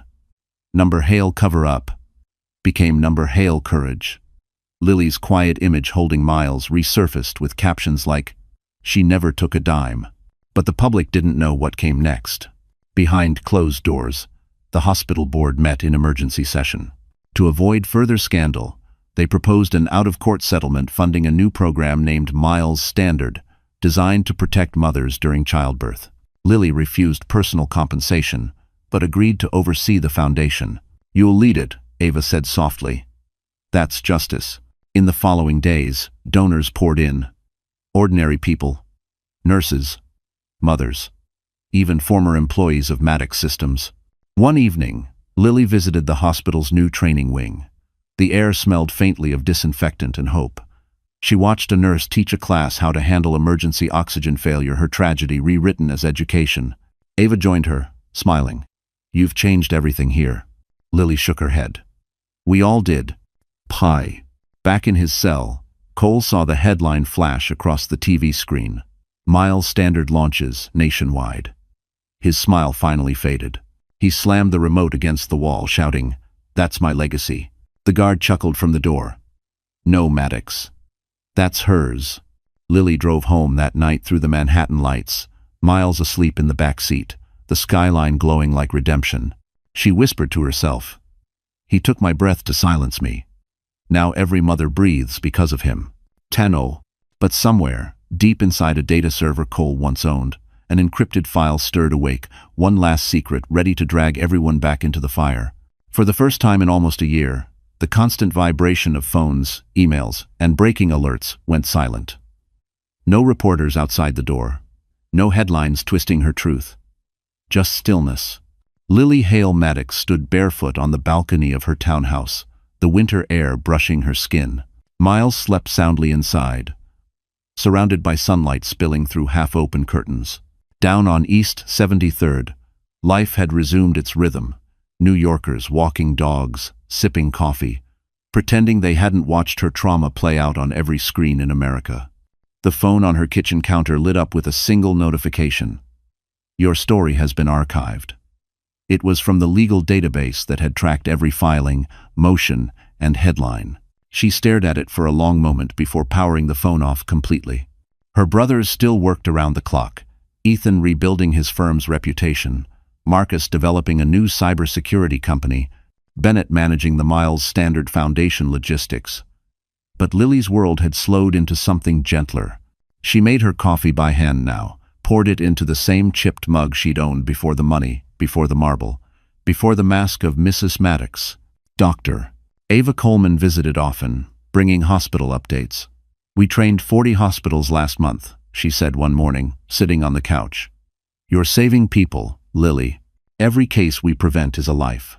Lily smiled softly. "I just don't want to be remembered for what he did to me. I want to be remembered for what I did after." Ava squeezed her hand. "Then you already are." But peace came with ghosts. Every now and then, Lily's mind replayed the delivery room, the metallic taste of oxygen deprivation, the sound of Cole's voice, the sterile brightness fading to black. She'd wake up gasping, clutching the sheets, afraid she'd lost Miles all over again. Therapy helped. So did writing. Late at night, she sat at her laptop, typing pieces of a memoir she wasn't sure she'd ever publish. The working title, "The Day I Couldn't Breathe." Meanwhile, in a federal prison upstate, Cole Maddox lived in a small gray cell with a broken clock and too much silence. He had no lawyers left, no calls coming in. His reflection in the window looked thinner, harder, less human. When the guard slid the newspaper under his door, the headline hit like a blade. Miles. Standard expands to 300 hospitals. Below it, a photo of Lily smiling, holding her son, surrounded by doctors in white coats. Cole stared at it until the ink blurred. Then he tore the page apart and threw it into the toilet. But the water didn't take it all. The name Lily floated on the surface like something that refused to drown. Back in Manhattan, Lily received an invitation she hadn't expected. The American Medical Ethics Association wanted to honor her at a spring gala for advocacy and courage in patient rights. At first, she refused. "I'm not a hero," she told Ava. "I'm just someone who survived." Ava smiled. "That's exactly why they're honoring you." When the night came, the ballroom at the Park Hyatt glittered with silver and soft music. Lily wore a simple navy gown, no diamonds, no drama. She stepped onto the stage, lights warm on her face, her voice steady. "I was once defined by a moment when someone took my breath away," she said. "But that moment taught me something priceless. Air isn't just survival, it's voice. And once a woman learns to breathe again, no one can silence her." Shen. The audience rose in quiet applause. Cameras flashed, but this time, she didn't flinch. Outside, snow began to fall again, soft, forgiving.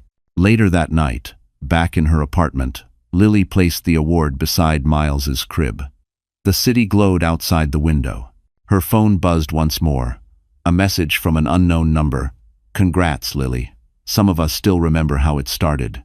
The number traced back to a deactivated account, one last echo from Cole's forgotten empire. Lily stared at the message, then deleted it. She whispered, "Then remember this too. I survived."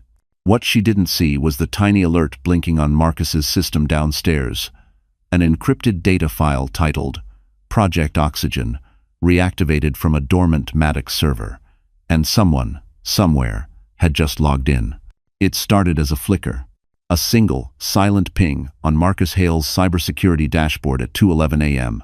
The alert glowed red for less than 3 seconds before vanishing, buried under layers of digital noise. But Marcus had built the system himself. Nothing escaped his attention. He leaned closer to the screen. Project Oxygen. Reactivated. For a long moment, he couldn't move.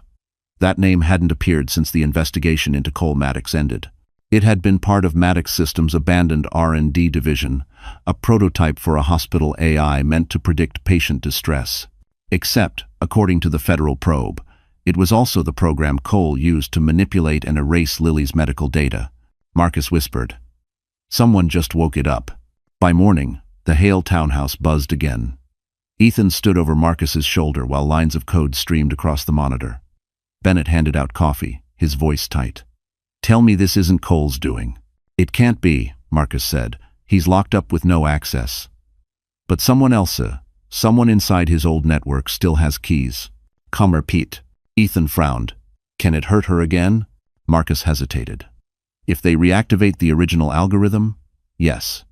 It could rewrite patient histories at every hospital it ever touched. It can erase evidence and rewrite truth." Lily entered the room, holding Miles. She looked calm until she saw their faces. "What happened?" Ethan explained quietly. "Cole built something that can rewrite reality and data. We thought it was gone. It isn't." Lily swallowed. "So, this isn't over." "Genda." Marcus typed faster, tracing the digital signal. "Whoever's doing this is working through a private node in Zurich. And they're using Cole's old encryption pattern." Bennett scowled. "We shut him down once. We'll do it again." But Marcus shook his head. "Not from here. They're inside the hospital systems. If I try to break in remotely, it'll trigger a purge. They could wipe everything, including evidence that clears Lily." Ethan thought for a moment. "Then, we go to the source, Lenox Hill." Chend. Hours later, the four of them, Ethan, Marcus, Bennett, and Lily, walked into the same hospital where everything had begun. The hallways felt colder now, cleaner but haunted. Dr. Ava Coleman met them near the nurses' station. "You said it's called Project Oxygen?" she asked, eyes widening. "Cole's old AI? That was supposed to be deleted years ago." "It wasn't," Marcus said. "And it's active again, somewhere in your servers." "Sure." Ava led them to the IT department's control room, where servers blinked like quiet stars. Marcus sat at a terminal and began typing furiously. Ethan stood guard at the door. Bennett paced, restless. Lily held her son tighter, her eyes flicking between the screens and the hallway where she'd once fought for air. After 10 tense minutes, Marcus exhaled. Found it. A single folder blinked open. Inside were thousands of medical records, but altered. Patients' oxygen stats, medication doses, even timestamps were rewritten. It wasn't just Lily. Cole's system had rewritten hundreds of lives. This was his safety net, Ethan murmured. His insurance against exposure. Marcus began downloading the data. Suddenly, the screens flickered one by one, turning black. "Someone's watching," he said. "They know we're here." The lights in the server room dimmed. A voice came through the speaker, distorted but calm. You should have left the past buried, Marcus. Lily froze. The voice, she knew it instantly. Cole Maddox. That's impossible, Bennett said. He's in prison. Marcus whispered. Unless he built a backdoor. An automated clone. The screens lit up again. Cole's face, smiling faintly through digital static. I told you truth is just data, and data belongs to me. Then every server fan roared to life, red lights flashing. Shut it down, Ethan yelled. Marcus hammered keys. I'm trying. He's triggering a full system burn. Lily stepped forward. If this deletes everything, what happens to the hospital? It collapses, Ava said. Every patient record gone. Marcus gritted his teeth, hands flying across the keyboard. Not if I trap it first. The screens flickered, smoke rising faintly from one console. Then silence. The room smelled of metal and ozone. Marcus leaned back, panting. It's done. The program's locked, air-gapped and sealed. Bore.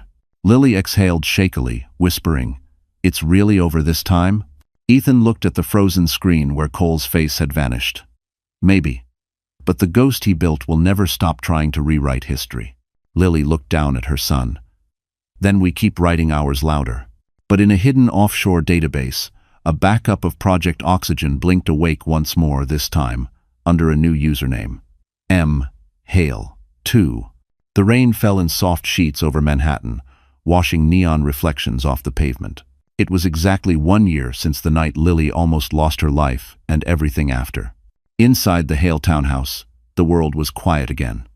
No reporters, no breaking alerts, no sirens. Just the ticking of the antique clock and the sound of Miles giggling as he stacked toy blocks on the living room floor. Lily sat at her desk, finishing the final page of her memoir. The title had changed. It wasn't The Day I Couldn't Breathe anymore. Now it was The Air We Deserve. Her hands trembled slightly as she typed the closing line. He took my breath to control me. I learned to breathe to set others free. She stared at the words for a long time before pressing save. Ethan entered quietly, holding a cup of tea. It's done? She nodded. It's done. He smiled faintly. Then maybe now you can rest. Lily looked toward the window, where the city lights glowed faintly through the drizzle. I think I finally can. But peace never lasted long for the Hales. Marcus burst into the room, rain still clinging to his coat. We've got a problem, he said, breathless. Ethan stood. What kind of problem? Marcus hesitated. I traced that backup, Project Oxygen. Someone's been accessing it from an offshore server in Singapore. Guess who's listed as admin? Ethan's voice turned sharp. Who? Marcus swallowed. Miles Hale. Or at least, that's the account name. Lily's heart stopped. That's impossible. He's a baby. Marcus ran a hand through his hair. It's not literal, it's symbolic. Someone's using his name. Someone wants us to know this isn't random. It's personal. Ethan frowned. You think Cole planted this before prison? I think he left behind something that evolves, Marcus said quietly. The AI wasn't just about rewriting data, it learns. It's growing. Lily's voice shook. Then what do we do? Marcus looked at her. We finish what he started. But this time, for the right reasons. Sen. That night, they gathered in the same hospital that had once held Lily hostage to fear. The IT department gave Marcus full access to the air-gapped servers. If this thing wakes again, he said, we contain it here, we don't let it spread. Ethan stood beside him, arms crossed. And if it fights back? Marcus glanced at Lily. Then we burn it completely. The terminal flickered to life. The familiar words appeared. Project Oxygen online. Then, a new message scrolled across the screen. Hello. Lily. Did you miss me? Lily gasped. The digital voice was smooth, eerily human, a reconstruction of Cole's tone. Marcus, kill it. Ethan barked. I'm trying, Marcus shouted, fingers flying. It's rewriting the firewall fast. The lights dimmed as the system overloaded. Monitors flashed. Hospital alarms beeped in confusion. Lily stepped forward, her reflection mirrored in the glowing screen. You don't control me anymore, she whispered. You're just code. You can't breathe. The AI responded instantly. Neither can you. Something inside her snapped. She yanked the emergency power switch. Sparks flew. The screens went black. For a moment, the world was nothing but the sound of her own heartbeat. Then silence. Marcus exhaled. It's dead. You killed it. Ethan put a hand on her shoulder. You just saved every patient record in this city. Lily stared at the blank screen. No. I saved us from him again. When they stepped outside, the rain had stopped. The sky above the skyline was clear, a faint pink ribbon of dawn cutting through the gray. As they walked toward the car, Marcus glanced at his phone. The dashboard showed one last system notification. Final backup. Purged. He smiled for the first time in months. It's over. Lily looked up at the sky, breathing in the cool, clean air. No, she said softly. It's just beginning the life he couldn't take from us. She turned toward Ethan, Marcus, and Bennett, her voice steady. We're going to rebuild, not just a company, but a future that breathes honesty. Miles stirred in her arms, tiny fingers curling against her chest. And as the sun broke through the clouds over Manhattan, the Hale family finally exhaled free, unbroken, alive. The empire of cruelty had fallen. What rose from its ashes was oxygen shared, earned, and human. Tral ve, te contentri, u vu khldi. So, the story finally comes to an end. You're still here, right? If you've made it all the way to this moment, it means something in this story touched your heart. Maybe not just Lily's pain, but her strength, her healing, her will to breathe again. In life, we all face moments where someone or something tries to take our breath away. It might not be literal, but it's real. Yet as the Stoic philosopher Marcus Aurelius once said, you have power over your mind, not outside events. Realize this, and you will find strength. That's exactly what Lily did. She stopped letting the pain define her, and turned it into purpose. Healing doesn't mean forgetting. It means learning to breathe differently, with more awareness, more compassion, more courage. Every scar can become a story that helps someone else survive their own storm. So if you're still here, maybe it's time to take a deep breath for yourself. Because you, too, deserve the air that no one can take away. If this story spoke to you, give it a like, share it with someone who needs hope tonight, and don't forget to subscribe. Our next story might just be the one your heart's been waiting for. The ink on the divorce papers was still wet when Marcus handed her the pen, his mistress Diane smiling victoriously beside him. Sign it, Claire. Let's end this cleanly. What he didn't know was that 48 hours earlier, Claire had signed something else.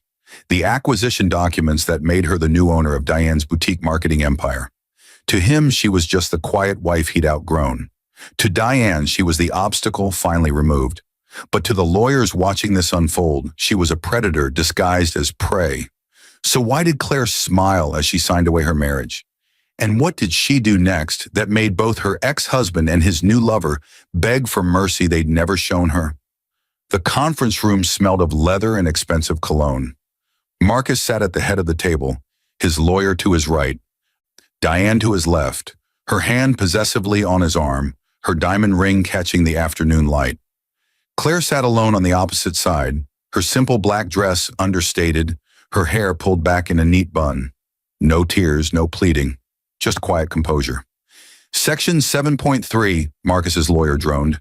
The defendant waives all claims to marital assets acquired during... She understands, Marcus interrupted, impatient. Don't you, Claire? Claire's eyes lifted to meet his. Those same eyes that had once looked at him with adoration now carried something else, something unreadable. I understand perfectly, she said softly. Diane leaned forward, her smile saccharine sweet. This is for the best, Claire. Marcus needs someone who can keep up with him. Someone ambitious. The word hung in the air like poison. Claire's pen hovered over the signature line. For a moment, silence filled the room. Then she signed. Smooth, deliberate, final. There, she said, sliding the papers across the table. You're free. Marcus exhaled, relief flooding his features. Thank you for being reasonable about this. Reasonable. The word almost made her laugh. As Claire stood to leave, Diane couldn't resist one final twist of the knife. Oh, and Claire, we're getting married next month. You should see the venue. It's the Grand Belmore Estate. Only the best. Claire paused at the door, her back still turned. Congratulations. I hope you both get everything you deserve. The smile in her voice made Diane frown, but before she could respond, Claire was gone. 3 days earlier, the rain hammered against the windows of Preston and Associates, the law firm that had handled her father's estate. Claire sat across from Richard Preston, her father's oldest friend, as he slid a folder across his desk. The acquisition is complete, Richard said quietly. As of 10 a.m. this morning, you are the majority shareholder of Luminance Marketing Group. Claire opened the folder. Inside was proof, stock certificates, transfer documents, board resolutions, Diane's company, the business she'd built from the ground up and paraded in front of Marcus like a trophy. She has no idea? Claire asked. The shell company structure kept your name buried, Richard confirmed. She thinks a venture capital firm bought her out. She's still listed as CEO, but you control the board. Claire's fingers traced the embossed logo. Luminance Marketing Group, Diane's pride and joy, the source of her wealth and status, the very thing that had made her irresistible to Marcus. How much did it cost? Everything your father left you, Richard said carefully. Your entire inheritance. Are you sure about this? Claire's jaw tightened. She remembered the night she discovered the affair. 6 months ago, Marcus's phone buzzing at 2 a.m. A text from Dee saying, "Tonight was perfect. I love you." She'd confronted him the next morning. He hadn't even tried to lie. "I've outgrown you, Claire," he'd said, his voice cold and clinical. "Diane understands my ambitions. She's built an empire. What have you done? You volunteer at libraries and bake cookies." She'd thought they were building a life together. He'd been building an exit strategy. "I'm sure," Claire said, closing the folder. "Now let's discuss phase 2. The day after the divorce. Claire sat in her home office, the house she'd bought with her own money before the marriage, the one asset Marcus couldn't touch. Her phone buzzed with a message from Richard. "Board meeting scheduled for tomorrow, 2 p.m. Diane will be there. Are you ready?" She typed back, "I've been ready for 6 months." That night, she allowed herself one moment of weakness. She opened her wedding album, flipping through photos of a younger, more naive version of herself. Marcus looking at her like she was his whole world. It had all been performance. Her phone rang. Marcus. "Claire!" His voice was cheerful, lighter than she'd heard in years. "Just wanted to check in, make sure you're doing okay." The audacity. "I'm fine, Marcus. Congratulations again on the engagement." "Thanks. Listen, I know this wasn't easy, but you'll find someone else. Someone more your speed." Your speed. As if she were a Honda and Diane was a Ferrari. "I'm sure I will," she said sweetly. "Enjoy your new life." After she hung up, she stared at her reflection in the darkened window. The quiet wife, the simple woman, the one left behind. Tomorrow she'd show them who she really was. The board meeting. Diane arrived at Luminance's headquarters like she owned it, because until yesterday, she essentially did. Even after the acquisition, she'd retained CEO control, or so she thought. The boardroom was full. Investors she recognized, some she didn't. At the head of the table sat a woman whose back was turned, reviewing documents. "Good afternoon, everyone," Diane said brightly, taking her usual seat. "Shall we begin?" The woman at the head of the table turned around. Diane's smile froze. "Claire." "Hello, Diane." Claire's voice was pleasant, professional. "Please, sit down." "What the hell are you doing here?" Diane hissed, looking around at the board members who seemed unsurprised. "I'm chairing this meeting," Claire said calmly, "as majority shareholder of Luminance Marketing Group." The blood drained from Diane's face. "That's impossible." Claire slid a document across the table. "Acquisition agreement, dated 3 days ago. I now own 65% of your company." Diane's hands trembled as she scanned the papers. You can't afford this. You're just what?" Claire interrupted, her tone still soft but edged with steel. "Just the woman you and Marcus dismissed as irrelevant?" One of the board members cleared his throat. "Mrs. Bennett, Ms. Sterling, I should say, has called this meeting to discuss new strategic direction." Diane's eyes blazed. "This is my company. I built this." "And you did a wonderful job," Claire acknowledged. Unfortunately, recent financial audits have revealed some inconsistencies in how company funds have been allocated. She nodded to Richard, who distributed folders to each board member. "What is this?" Diane demanded. "Company credit cards used for personal expenses," Claire explained. "A beach house in Malibu, jewelry, trips to Paris, all charged to Luminance. Technically, that's embezzlement." Diane shot to her feet. "You planted this. This is revenge because of Marcus." "Is it revenge?" Claire asked quietly. "Or is it justice? You built your empire on investor money you treated like a personal bank account." "I'm simply protecting my investment." The board members murmured among themselves, reviewing the evidence. "Effective immediately," Claire continued, "you're relieved of your position as CEO. You'll be retained as a consultant at a significantly reduced salary while we investigate the full extent of the misappropriation." "You can't do this!" Diane's voice cracked with panic. "I can, and I have." Claire stood, gathering her papers. "Oh, and Diane, you might want to call Marcus. I believe his firm handles your corporate accounts. He'll need to know his fiancée is under investigation for fraud." As security escorted a hysterical Diane from the building, Claire felt nothing. Not triumph, not satisfaction, just cold, calculated purpose. This was only the beginning. The fallout, by evening, the news had spread through the business community like wildfire. Diane Montgomery, the self-made marketing mogul, ousted from her own company amid fraud allegations. Marcus called Claire 17 times. She ignored everyone. Finally, he showed up at her house, pounding on the door. She opened it, unsurprised. "What the hell did you do?" he shouted, pushing past her into the foyer. "I acquired a company," she said simply. "It's called business, Marcus. I thought you'd appreciate that." "You destroyed Diane's career out of spite." "No," Claire corrected. "I protected shareholders from embezzlement.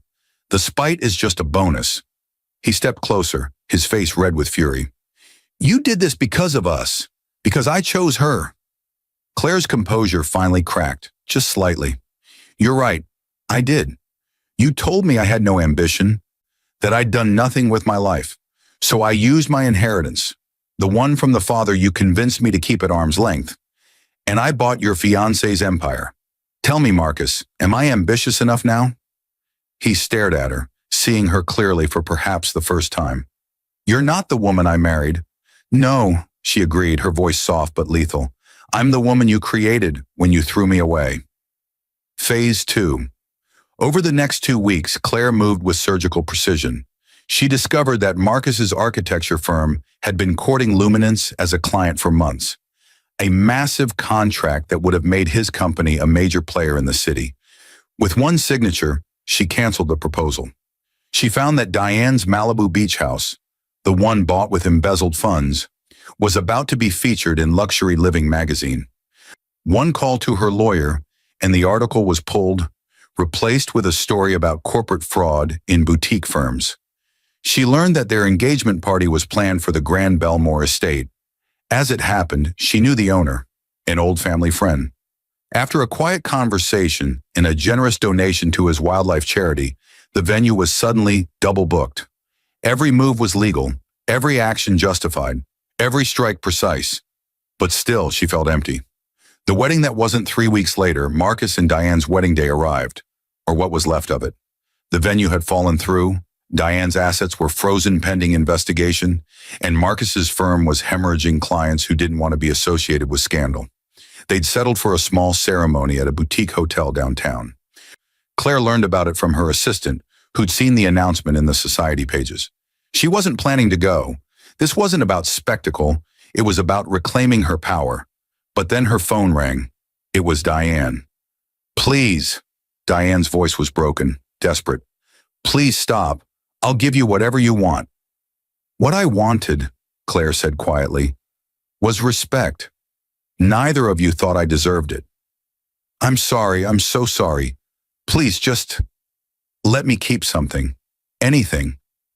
Claire closed her eyes. She'd won, completely, utterly. So why did she feel so hollow? "Diane," she said finally, "I'm not going to destroy you completely, but you need to understand something. You didn't just steal my husband. You mocked who I was. Both of you made me feel worthless." "I know," Diane whispered. I know. And I'm sorry. Your company will be returned to you once you've paid back what you stole. Marcus will recover. You'll both survive. But you'll remember that the quiet woman you dismissed was stronger than both of you combined.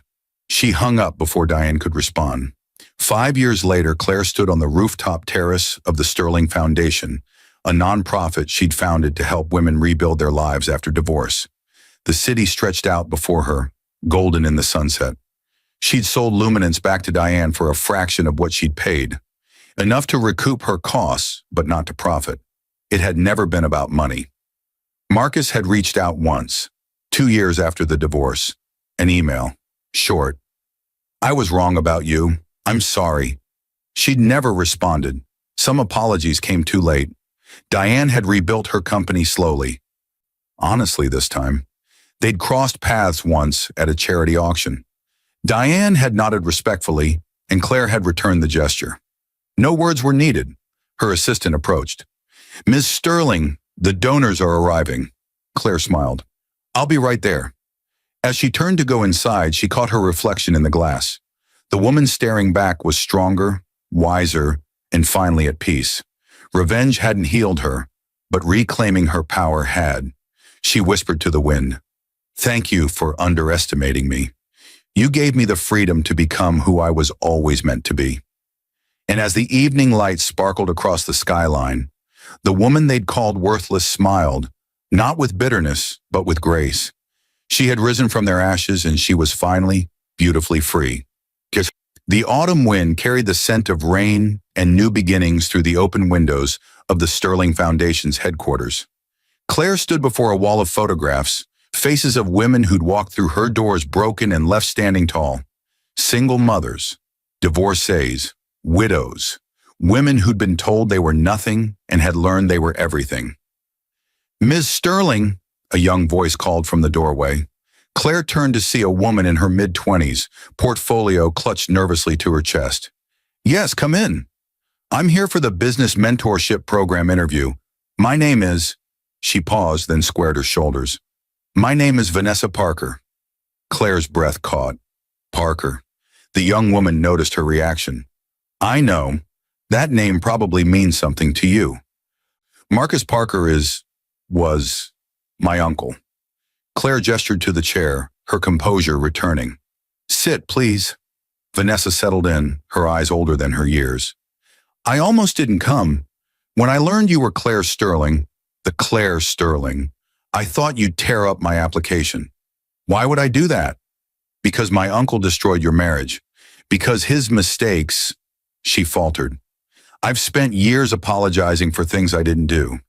My whole family fell apart after what happened. I just thought that I punish people for their family's sins?" Claire finished gently. "Tell me about your business idea." Vanessa's eyes widened. "You'll still consider me? Your uncle made his choices. You're making yours. Now talk." For the next hour, Claire listened to Vanessa's pitch, a platform connecting divorced women with legal resources and financial planning. It was good, raw, but brilliant. When she finished, Claire leaned back. "I'm approving your application. With full funding." Vanessa's hands flew to her mouth. "Why? After everything?" "Because 7 years ago, someone gave me a chance to rise from ashes. Now I give chances to others." Claire paused. "How is Marcus?" Vanessa's expression softened with sadness. "He's different, humbler. He teaches architecture at the community college now. Small projects, simple life. He and Diane divorced 4 years ago." "I'm sorry to hear that." "Are you?" Vanessa asked carefully. Claire considered the question. "Yes, I never wanted him to suffer forever. I just needed him to see me." "He does now," Vanessa said quietly. "He talks about you sometimes.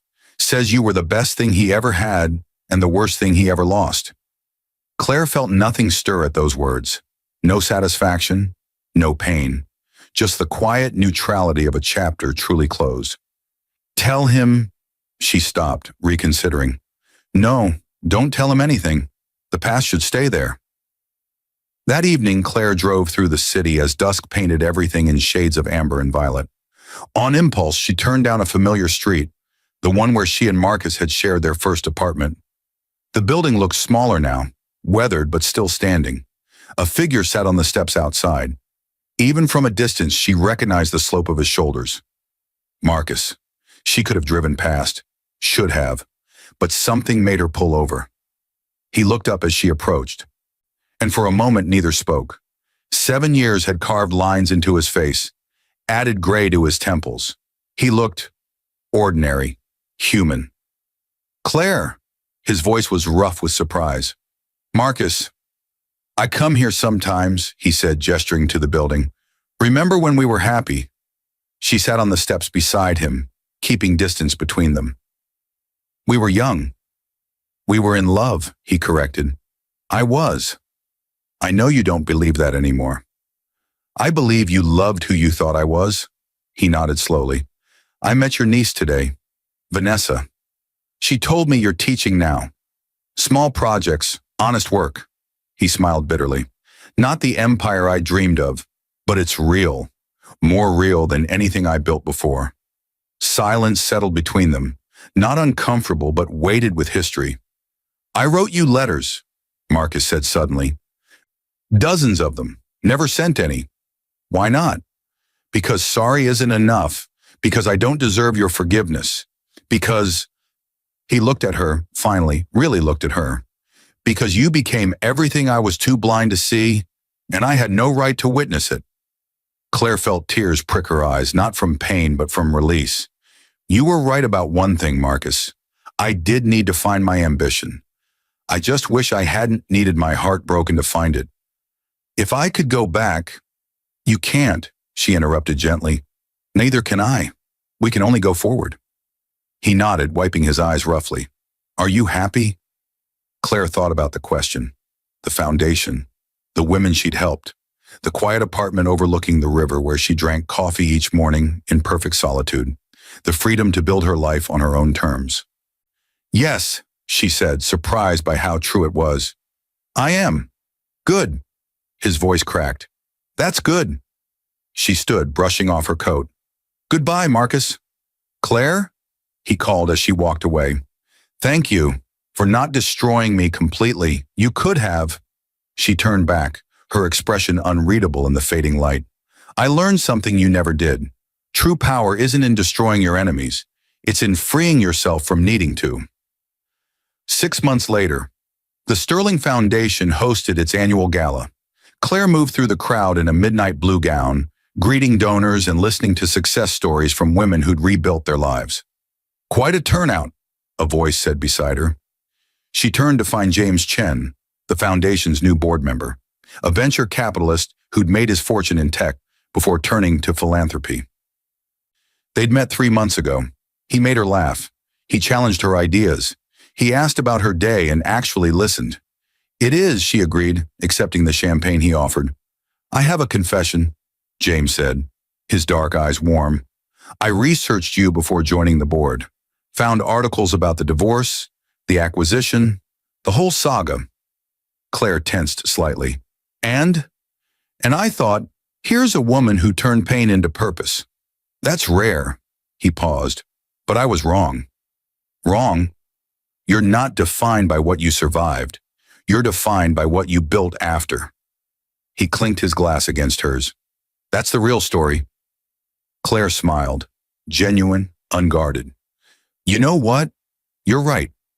As the evening wore on and speeches were made, Claire found herself on the balcony, looking out over the city that had witnessed her transformation. Somewhere out there, Marcus was teaching students about design principles. Diane was rebuilding her company with integrity, and she was here, finally whole. Her phone buzzed. A text from Vanessa. First client meeting tomorrow. Terrified. Thank you for believing in me. Claire typed back. You've got this. Remember, you're not your past. You're your future. She hit send, then added, that goes for all of us. Behind her through the glass, she could see the gala in full swing. Laughter, hope, women who'd been broken finding their way back to themselves. This was her empire, not built on revenge, but on resilience. James appeared beside her. You okay out here? More than okay, she said, and meant it. Want to go back inside? She took one last look at the city lights shimmering like promises in the darkness. Yes, let's go back. As they walked inside together, Claire realized the woman who'd signed those divorce papers 7 years ago would barely recognize her now. That woman had been drowning in grief, desperate for validation. This woman needed no one's validation but her own. The story everyone knew was about revenge, the scorned wife who destroyed her rivals. But the story Claire knew, the true one, was about a woman who lost herself in someone else's shadow and spent years fighting her way back into the light. Not for anyone else, but for herself. And in the end, that was the only victory that mattered. Some stories end with vengeance. This one ends with peace. And perhaps that's the greatest triumph of all. Dear viewer, if Claire's story touched your heart today, then let me leave you with the lessons hidden between the lines. First, your worth is never determined by someone else's inability to see it. When Marcus and Diane dismissed Claire as worthless, they weren't describing her. They were revealing their own blindness. The people who underestimate you are telling you more about their limitations than yours. Never shrink yourself to fit someone's narrow vision of who you should be. Second, revenge may be tempting, but peace is powerful. Claire could have destroyed Marcus and Diane completely, and honestly, she had every right to. But notice how the story doesn't end with their destruction. It ends with her peace. True strength isn't about how much damage you can inflict. It's about how completely you can free yourself from the need to inflict it at all. Build your empire, yes, but build it for yourself, not against someone else. Third, sometimes betrayal is redirection.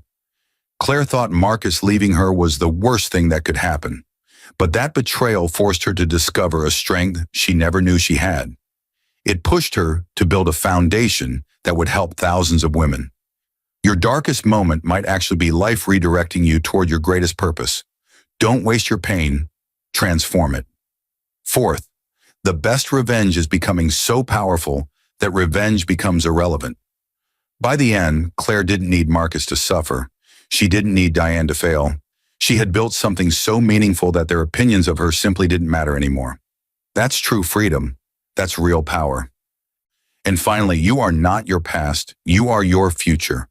Whether you're going through a divorce, a betrayal, a public humiliation, or just feeling invisible in your own life, remember this, your story isn't over. Claire signed those divorce papers as one woman and walked out as another. You have that same power. Every single day you get to choose who you're becoming. So to everyone watching who's been underestimated, dismissed, or betrayed, this story is for you. Your silence isn't weakness. Your patience isn't surrender. Sometimes grace is the most devastating weapon of all. Stay strong, stay focused, and remember they're not watching you fall. They're watching you rise. If this story inspired you, moved you, or made you think differently about strength and redemption, do me a favor. Hit that like button to help this story reach others who need to hear it today. Your like tells YouTube to share this with people who are going through their own battles. Drop a comment below and tell me, have you ever been underestimated by someone? What did you do about it? I read every single comment, and I love hearing your stories. Your experience might inspire someone else watching. Subscribe and turn on notifications because I post stories like this every week. Stories about resilience, justice, and people who rise from the ashes. If you love Claire's journey, you're going to love what's coming next. Share this video with someone who needs to hear it. Maybe it's a friend going through a divorce, a sister facing betrayal, or someone who just needs a reminder that their story isn't over yet. This story could change someone's perspective today. Thank you for watching, for being part of this community, and for believing that even in our darkest moments, we can find our way back to the light. Until next time, stay powerful, stay graceful, and never let anyone dim your light. Peace.